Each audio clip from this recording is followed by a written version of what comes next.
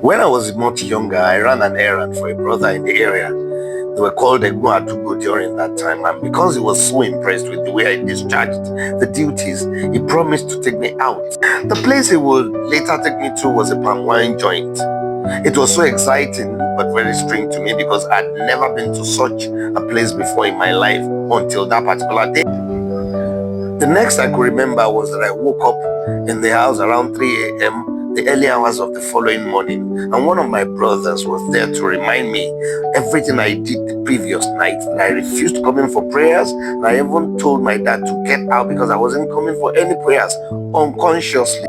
When he told me all that, I almost fainted. I was scared. I went to my dad's room, knocked the door, and luckily he didn't bolt the door at the back. So I went to him, said, "Daddy, I was very sorry." I was speaking to him in Yoruba.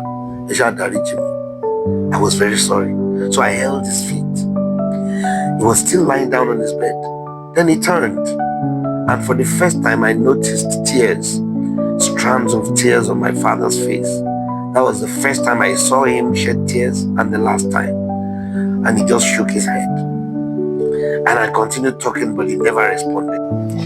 And because he wasn't saying anything, I decided to leave, but he called me back and said, "Lie down on the floor of my room." And I thought the punishment was starting from there. But instead of him beating me, he went back and he slept. The following morning, we went for the prayers, and everybody was just condemning me, mocking me, and telling me I had fumbled the night before, and now my dad was going to kill me and roast me and, practically deal with me. But my dad entered, and they still continued.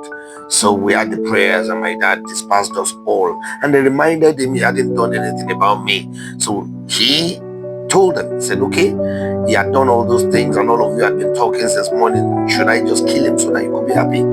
I became so relieved. After the prayers, I rushed out to check on where I was sleeping before to clean it up, and I realized I'd been cleaned. I was later told that my dad did the cleaning. God doesn't just forgive us, but he cleans us up. Colossians 2:13-14 says, "And you be dead in your sin, and the circumcision of your flesh has he quickened together with him, having forgiven you all your trespasses, blotting out all the handwritings or ordinances that was written against us, which was contrary to us, and took it out of the way, nailing it to the cross." One of the things you have to accept this year is God's forgiveness. He has forgiven you. The Bible says, "As earth is far away from the heavens, as west is far from the east, so has he taken all our iniquities away from us." This year, accept God's forgiveness.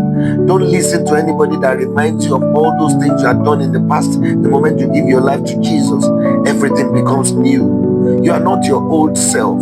You might be the new self in the old body, but your spirit has been changed.